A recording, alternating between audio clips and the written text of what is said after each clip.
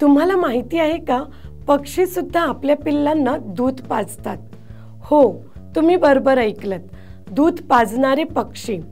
आपण आतापर्यंत पाहत आलोत की सस्तन प्राणी आपल्या पिल्लांना दूध पाजतात आणि पक्षी आपल्या पिल्लांना दाणे किंवा लहान कीटक भरवतात। पण जगात 3 पक्षी मात्र याला अपवाद आहेत। दूध निर्माण होणं आणि ते आपल्या पिल्लांना पाजता यावं यासाठी शरीरात स्तनग्रंथी असावी लागते। मात्र कबूतर, फ्लेमिंगो आणि पेंग्विन या 3 पक्ष्यांना स्तनग्रंथी नसूनही ते आपल्या नवजात पिल्लांना दूध पाजतात। यालाच क्रॉप मिल्क असं म्हणतात।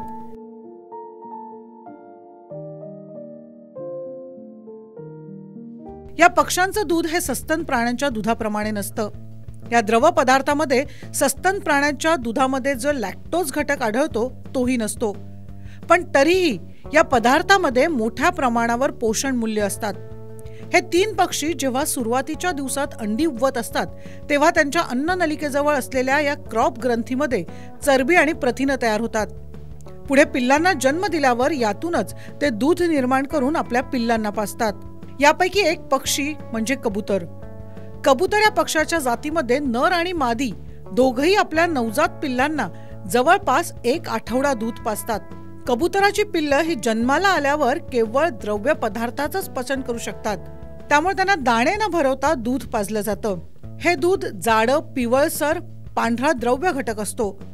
या दुधामध्ये 60% प्रोटीन्स आणि फॅट्स असतात। दोन्ही नर आणि मादी फक्त 2 पिल्लांना पुरेल एवढंच दूध निर्माण करू शकतात। पहिला 1 आठवडा दूध पाजल्यावर त्यांना दाणे भरवायला सुरुवात केली जाते।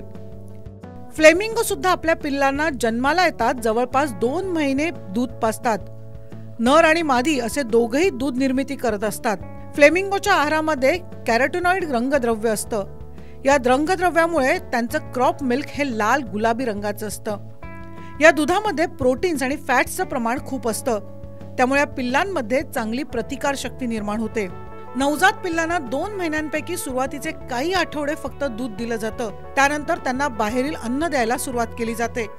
अशा प्रकारे दूध निर्मितीमुळे या काळात फ्लेमिंगो नर आणि मादीचं वजन जवळपास 10% कमी होतं। तिसरा पक्षी आहे पेंग्विन। पेंग्विन पक्षाची प्रजनन प्रक्रिया आणि पिल्लांना वाढवण्याची पद्धत खूपच वेगळी आहे। मादी पेंग्विन पक्षी अंडी घालते आणि शिकारीसाठी बाहेर पडते, तर नर पेंग्विन तब्बल 2 महिने काहीही न खाता अंडी उबवत असतो।